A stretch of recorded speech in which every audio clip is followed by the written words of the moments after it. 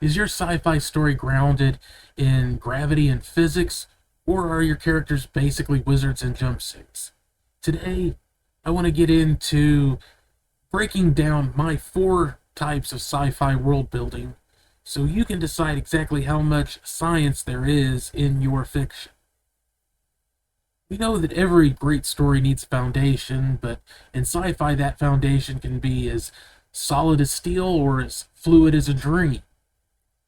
Whether you're a reader trying to find your next favorite subgenre, or a writer stuck trying to get through their first draft, understanding these four categories changes everything once you understand them.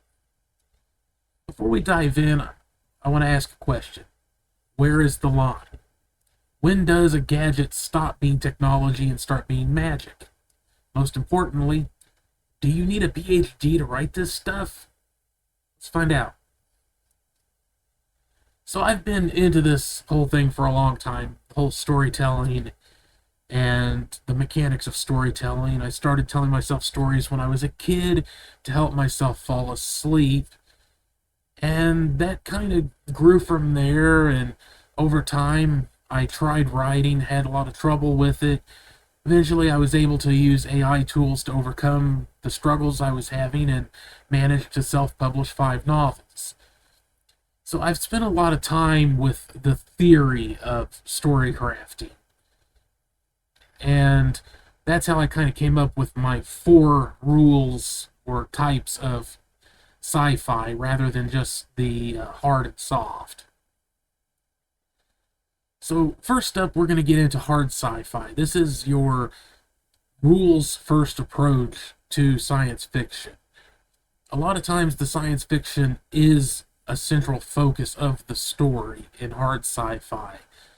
But going beyond that, you also will need to do research if you're writing in hard sci-fi, because people that read and enjoy hard sci-fi, they expect things to be fairly grounded in real science. They might let you get away with some speculative stuff, but for the most part, they want things to be fairly well rooted in real-world science. And really the key to the whole thing is consistency. This is true of any science or science fiction system or magic system in fantasy, or sci-fantasy, as we'll get to later. Consistency is always key, but you need to be able to do research and willing to do research in order to make it plausible, for importantly for those who aren't as concerned about hard science, but you need to do the research for the people who expect hard science, for hard sci-fi. Kind of the goal is to make your reader believe that this is something that could actually happen. Now we get into soft sci-fi, and this is where we get into probably the bulk of science fiction. This is where there really are very few, if any, actual rules. The science is very rarely, if ever, explained. You could almost think of soft sci-fi as magic that's been reskinned into science fiction. Instead of, magic shields, you have force fields and tachyon beams and phasers and lasers and grazers and masers and all sorts of azers. And a lot of people love soft sci-fi more because they don't care as much about the how of the science fiction part of it. They're more interested in the characters and the genre skin, you could call it, or the flavor of sci-fi.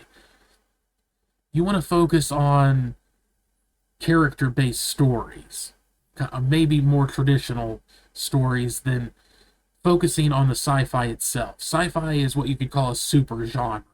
Science fiction can be the focus of the story, and you can see that in things like The Martian or The Expanse, movies and novels that are very hard sci-fi. Asimov is a potential example there. The science and the fiction together is a major part of telling the story. But science fiction is also kind of an over genre, a super genre, in that you can tell any kind of story you want within the realm of science fiction. You know, if you look at a lot of Star Trek, it's basically adventure and fighting monsters. It's almost fantasy in in the style of the storytelling. Action adventure, pulp fiction, old school action adventure, magic, but sci-fi instead of magic, pulp fiction type of stories. But it has that skin, that theme of science fiction surrounding it. So the thing about sci-fi, as I said, is that it's more about the characters. We don't care how the faster than light drive works, really. What we care about is the people who are using it and how they're using it. So I want to ask you a question now. I'll pause and ask a question before we get to the weirder part of the spectrum of sci-fi. I want you to tell me, what are your favorite types?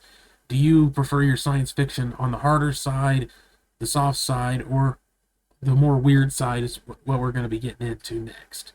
What's your favorite kind of sci-fi? Let me know. Now we're going to get into kind of my personal versions of this, additions to what sci-fi types there are, which first we come to Jiggly Sci-Fi. And this is kind of my nickname for sci-fi that has weird stuff in it.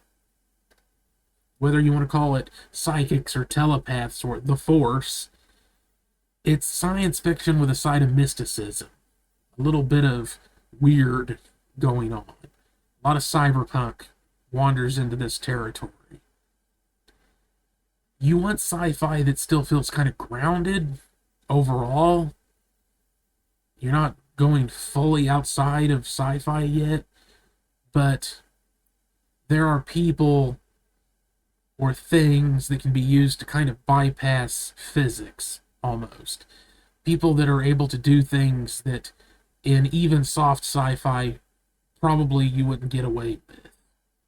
Unless they're aliens, in which case there's a middle ground. You know, it can get wonky. And kind of your goal here, Star Wars being the perfect example, is to mix a little bit of that supernatural wonder with the sci-fi aesthetic. And lastly, we come to number 4, which is sci-fantasy, which is kind of its own genre, but I include it as a type of sci-fi because it is included in sci-fi. And really, it's not just a blending of science fiction and fantasy, it's like they're meshed together. And to varying degrees, but, you know, we can talk about dragons in space, enchanted starships, knights with laser swords.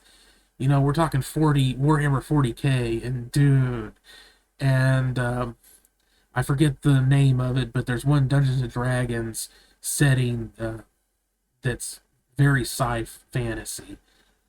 Where is it Planescape? It might be Planescape. That was the game. Is that also the kind of the setting? I can't remember. But that's kind of your sci-fantasy. You know, you're including a lot of the elements, the tropes of fantasy, and taking them and putting them into high-tech settings as part of it. But it can also go as far as, yeah, again, magic in space. You know, space elves with magic and right alongside laser guns and laser swords and chainsaw swords and vibro blades and all that sort of stuff.